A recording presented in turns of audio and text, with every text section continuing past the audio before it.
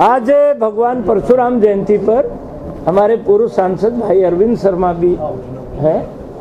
आइए, सारा देश बीजेपी में आ रहा है तो अरविंद शर्मा क्यों नहीं आए?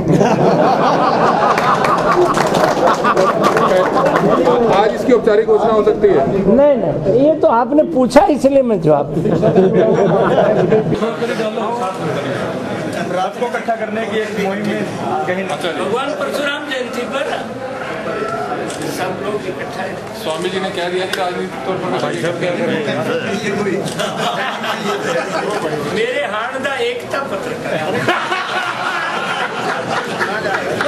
पिछली बार छोड़ दी थी, अभी लोगों से सारे साथियों से सलाह करके जल्दी को फैसला। लेकिन जो चेहरा आज आपका लगता है बता रहा है कि फैसला हो चुकी है तभी यहाँ पर आना हुआ। नहीं ऐसा नहीं, तो सामाजिक प्रोग्राम है, तो बिरादरी का प्रोग्राम है। रेस्ट हाउस में तो यहाँ बिरादरी का प्रोग्राम नहीं रहा। बिरादरी का प्रोग्राम है, तो मंत्री जी आए हैं तो उनको थोड़ा सा लेने के लिए बिरादरी का।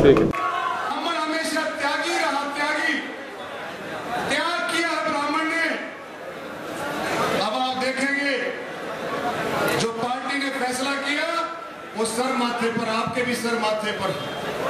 ब्राह्मण त्यागी कहां से रहा कि भाई रामविलास के नेतृत्व में पार्टी आगे बढ़ी, मेहनत की।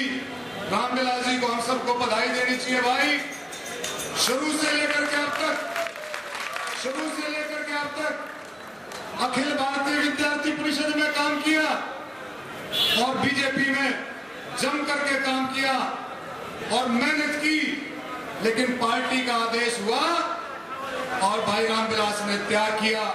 हमारे खट्टर साहब मुख्यमंत्री बने, कोई बात नहीं, वो भी संत है, वो भी त्यागी है।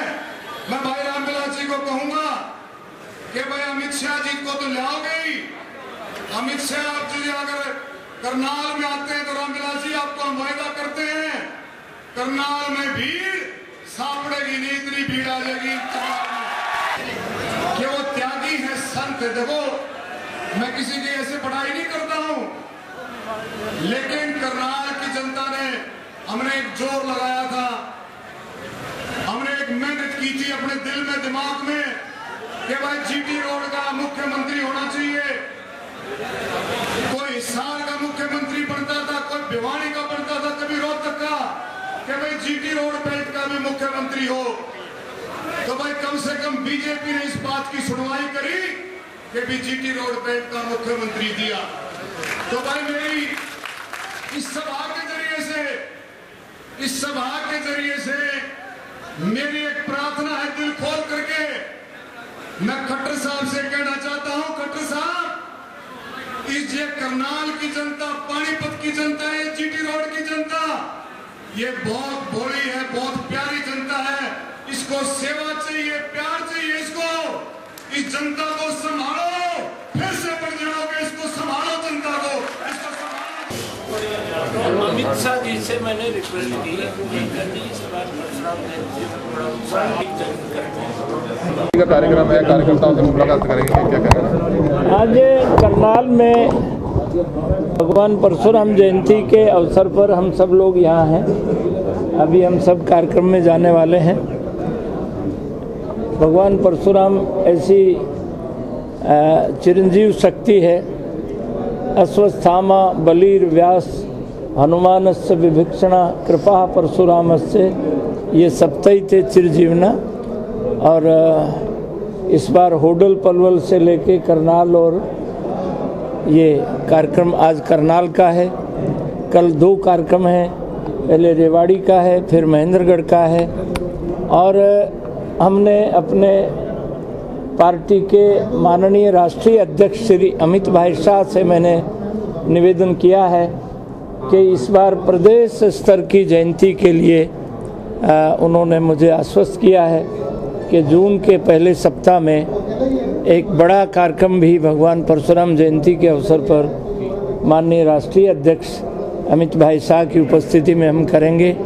और आज अभी हम यहाँ जयंती के कार्यक्रम पर हम सब लोग वहीं जा रहे हैं। सर, एक प्रदेश भर में जो छात्राएं धरने में बैठ रही हैं स्कूल की एक्सटेंशन को लेकर, सफीदों में भी बैठ गई, रेवाड़ी में भी बैठ गई हैं, नीलोखेड़ी में भी बैठ गई हैं, तो इसको किस तरह से समझते हैं? नहीं, रेवाड़ी का तो समाधान हो गया है। अब दूसरे जिलों में चल गया, गुड़गांव में बैठ गई थी, कल बैठी थी। कुछ तो कुछ जो लोग हैं वो तो अब हरियाणा में जो विपक्षी राजनीतिक दल हैं उनके पास पिछले 32 महीने की हमारी सरकार ने इतना काम किया है कि उनके पास अपने कोई मुद्दे तो बचे नहीं हैं।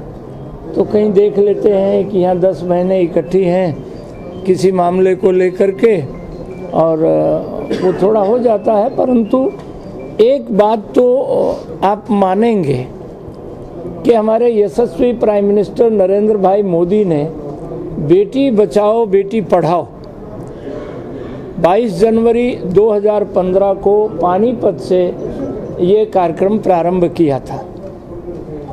उस समय 1000 लड़कों पर हरियाणा में बेटियों की संख्या 834 थी और श्री मनोहर लाल जी की नेतृत्व वाली हमारी भाजपा की सरकार ने जो प्रयत्न किए हैं, आज मुझे बताते हुए खुशी होती है कि आज 834 से बढ़कर के वो संख्या 925 तक पहुंची है। और विपक्ष के लोगों को भी धरने के लिए, जैसे रेवाड़ी में बूठड़ा गांव की बात है, वो बात का हमने समाधान किया है। तो अब कोई भी बात, इसका एक प्रमाण तो ये भी है कि एक जागृति बढ़ी है। अभी जैसे +2 का हमारा परीक्षा परिणाम आया है, बिना नकल के ऊपर रोक लगी है और इस बार टॉप 10 बच्चों में 6 बच्चे राजकीय विद्यालय के बच्चे और जो +2 का परिणाम है वो 64.80% रहा है। पहले परिणामों से अच्छा रहा है और राजकीय विद्यालय, गांव के जो विद्यालय हैं उनकी परफॉर्मेंस अच्छी रही है। सर, शिक्षा की बात करें, अगर आप 3 साल से शिक्षा मंत्री हैं, लेकिन हरियाणा के सरकारी स्कूलों के हालात नहीं सुधरे। जैसे पहले पिछली सरकार में थे वैसे ही हैं। अगर बात करें तो 3 साल 2.5 साल में आप भी किसी करनाल में किसी सरकारी स्कूल का आपने भी औचक निरीक्षण नहीं किया हालात देखने के लिए, जो कि करना चाहिए था। देखिए, आपकी बात से आधे हिस्से तो मैं सहमत हूँ कि जितने हालात में सुधार आना चाहिए था उतना नहीं आया।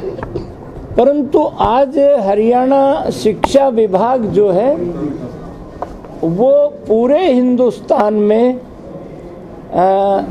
हरियाणा में जो शिक्षा में क्रांतिकारी परिवर्तन हुए हैं, गीता को पाठ्यक्रम में जो शामिल किया है, स्थानांतरण नीति की प्रशंसा पूरे हिंदुस्तान में हो रही है। कल उत्तर प्रदेश सरकार के 15 IAS अधिकारी हमारे शिक्षा सदन में वो सॉफ्टवेयर लेने के लिए आए थे। उत्तराखंड के लोग आज हरियाणा शिक्षा विभाग से हमारी जो अच्छी नीतियां हैं उनका प्रशिक्षण लेने आए। कर्नाटक सरकार आ रही है, तेलंगाना के लोग आ रहे हैं। मैं आपकी इस बात से सहमत हूँ।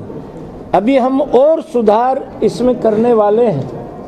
जितना सुधार होना चाहिए उतना सुधार नहीं हुआ है, परंतु 3 वर्षों की 32 महीने की जो सरकार ने किया है, आज पूरे देश में हरियाणा शिक्षा विभाग 1 नंबर पर। शर्मा जी, एक जो अरविंद जी आप भी आ जाइए। सर, एक राइस स्पोर्ट्स स्कूल सोनीपत में जो अनिल विजय और कैप्टन अभिमन्यु आमने सामने आए हैं, तो कोई आमने सामने नहीं है। माननीय मुख्यमंत्री जी ने आज उसका समाधान। गुरु तेग बहादुर जी की जो जीवनी थी वो हटाई गई है 10वीं की किताब से। नहीं, कोई जीवनी नहीं हटाई, बल्कि उसमें बंदा बैरागी के बारे में एक पेज और जोड़ा है। शिक्षा से जुड़ा